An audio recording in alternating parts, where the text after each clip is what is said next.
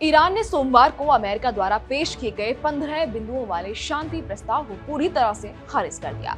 Iran ने कहा कि ये प्रस्ताव ज्यादा बढ़ा चढ़ाकर बनाया गया है और जमीनी हकीकत से जुड़ा नहीं है। इसके बजाय ईरान ने खुद 10 पॉइंट्स वाला शांति प्रस्ताव पेश किया है। इस योजना का मकसद है युद्ध को स्थायी रूप से रोकना और क्षेत्र में स्थिरता लाना। चलिए हम आपको बताते हैं ईरान के इन 10 पॉइंट्स वाले प्रस्ताव में आखिर क्या क्या इंक्लूड है। पहला पॉइंट मेंशन है क्षेत्र में संघर्ष को खत्म करना। मतलब ईरान चाहता है कि सिर्फ अस्थायी युद्ध विराम ना हो बल्कि पूरी तरह से लड़ाई खत्म हो जाए। यानी केवल थोड़े वक्त के लिए लड़ाई रोकना ही सफिशिएंट नहीं रहेगा बल्कि इसे हमेशा के लिए रोका जाना चाहिए। हॉर्मुज स्ट्रेट से सुरक्षित आवागमन। हॉर्मुज एक बेहद महत्वपूर्ण समुद्री मार्ग है और ईरान चाहता है कि वहां से जहाज सुरक्षित रूप से गुजर सके। ईरान चाहता है कि उसे यूरेनियम संवर्धन का अधिकार औपचारिक रूप से मान्यता मिले, जैसा कि परमाणु नॉन प्रोलिफरेशन संधि में तय है। अमेरिका और बाकी देशों द्वारा लगाए गए आर्थिक और व्यापारिक प्रतिबंध हटाए जाएं। ईरान चाहता है कि इजरायली हमले रोके जाएं। ईरान अपनी नियंत्रण वाली नाकाबंदी हटा देगा, लेकिन इसके बदले हर गुजरने वाले जहाज से $20 लाख का टैक्स लिया जाएगा।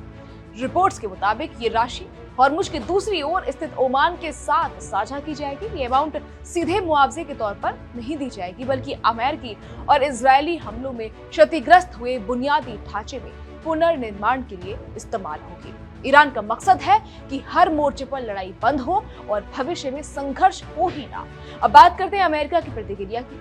अमेरिकी राष्ट्रपति डोनाल्ड ट्रंप ने कहा कि ईरान का युद्ध विराम प्रस्ताव एक महत्वपूर्ण कदम है, लेकिन उन्होंने ये भी क्लियर किया कि यह कदम संघर्ष को पूरी तरह खत्म करने के लिए काफी नहीं है। ट्रंप ने तो यहाँ तक कह दिया कि अगर समझौता नहीं हुआ तो अमेरिका ईरान के बिजली संयंत्रों और पुलों को निशाना बनाएगा। उनका कहना था कि ईरान को एक ही रात में खत्म किया जा सकता है और वो रात कल हो सकती है। यानी अमेरिका पूरी तरह तैयार है कड़े कदम उठाने के लिए। ईरान की ओर से भी शांति के लिए कुछ शर्तें रखी गई, जिनमें शामिल है अमेरिका और इजरायल के हमलों को रोकना, भविष्य में हमले रोकने के लिए ठोस व्यवस्था बनाना, युद्ध से हुए नुकसान की भरपाई करना, पश्चिम एशिया में सभी मोर्चों पर लड़ाई बंद करना, हॉर्मुज स्ट्रेट पर ईरान की संप्रभुता को मान्यता देना। ईरान ने प्रस्ताव ऐसे वक्त में पेश किया जब उसके पश्चिमी और मध्य इलाकों में हालात बदल गए हैं और अमेरिका का एक हेलीकॉप्टर ऑपरेशन सफल नहीं हुआ। इसके अलावा ट्रंप ने पहले तय की गई समय सीमा को भी बढ़ा दिया और कुछ पुराने रुख में बदलाव किए हैं। देखिए, क्षेत्र में तनाव अभी भी बना हुआ है। अमेरिका और ईरान दोनों ही अपनी स्थिति पर मजबूती से कायम है। ईरान चाहता है कि युद्ध पूरी तरीके से खत्म हो जाए और क्षेत्र में सुरक्षा कायम रहे। वहीं अमेरिका चाहता है कि ईरान पर कंट्रोल भी बना रहे, कोई भी परमाणु गतिविधि या सैन्य खतरा ना हो। अब जानकार जो कह रहे हैं वो ये कह रहे हैं कि इस तरह के प्रस्ताव और जवाब प्रस्ताव अक्सर लंबी बातचीत और कूटनीतिक प्रक्रिया का हिस्सा होते हैं। सीधे युद्ध से बचने के लिए दोनों देशों को कुछ समझौतों और भरोसे की जरूरत है। वहीं सोमवार को ट्रंप ने एक बार फिर अपनी धमकी को दोहराया और कहा अगर मंगलवार रात 8 बजे तक तेहरान ने उनकी शर्तें नहीं पूरी की तो वो ईरान में नए हवाई हमले करके देश को कमजोर कर देंगे। ट्रंप ने कहा कि ईरान को फिर से बनाने में 100 साल लगेंगे। फिलहाल जो तस्वीर सामने आ रही है उसमें ईरान और अमेरिका दोनों ही अपनी शर्तों पर अड़े हुए हैं। क्षेत्र में स्थिरता और शांति के लिए कूटनीति ही एकमात्र रास्ता नजर आता है।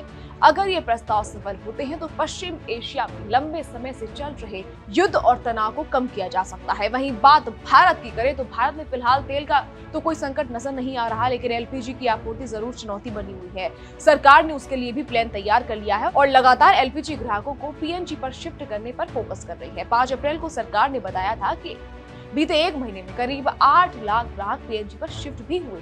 इसके अलावा मिडिल ईस्ट से आने वाली यूरिया और डीएपी की सप्लाई भी प्रभावित हुई है। अगर हॉर्मुज जल्दी नहीं खुलता तो फर्टिलाइजर का भी संकट पैदा हो सकता है।